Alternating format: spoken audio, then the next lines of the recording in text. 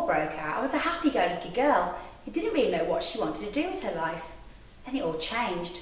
I had a choice either to go into the munitions factory in Birmingham or come out here into the countryside at Industry Hall and join the Landgirls, farming the land to provide food for the country. I quite like it here with the fresh air, and although the work is hard, it's not too bad. In the evenings, us girls gather round and sing songs and tell tales of the lads that we know. Many of them now off doing their bit in Europe, and at the weekends we have dances, and that is where I met Sonny Jim here. He works here at the hall in the coach house, well for the time being, before he gets called up. But for now, he looks after the coaches, and this, the omnibus. The omnibus is important to the estate. Jim tells me that with the shortage of petrol, we need to find other ways of keeping things running. And this often means turning back to old ways of doing things. So Jim and the other coach house staff went through the old coaches and found this one, looking a little worse for wear. The wheels were buckling under its weight. Its seats were ripped and the paintwork was faded, flaking and altogether tatty. His lordship, the Earl, said they were to use only the materials that lay around the estate to make it usable.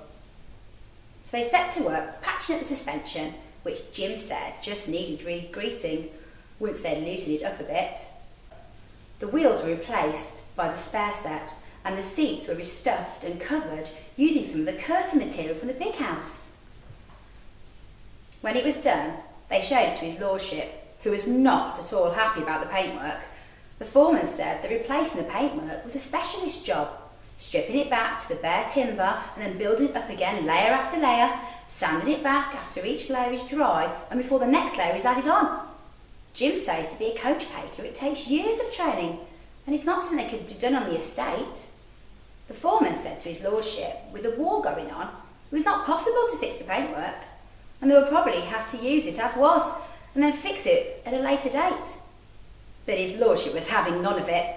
This omnibus was not going around the estate looking like that, and the coach staff were to find some paint and paint it by hand. Jim said they were taken aback, but it was not their place to protest, and so found some green gloss paint, which is normally used for painting the drain pipes, and had to use that. Jim was given the job. It took him ages to make the first brush stroke. He kept putting it off by checking the old paintwork, till in the end he had to open the can and dip in the brush. Then to make the first stroke, again he hesitated, and the foreman came up to him, took the brush out of his hand and added the first of the green paint. Then he handed back the brush to Jim and said, "Get on with it." It took him ages and needed 3 coats before he looked smart enough to be used on the estate. That's how I get to use it, as it takes me from my billet to the fields of home farm. I'm not sure I'm supposed to use it, but I do, and Jim doesn't seem to mind. I've taken a bit of a shine to him, and he can be quite romantic when he wants to be. That is, when he's not talking about this omnibus here.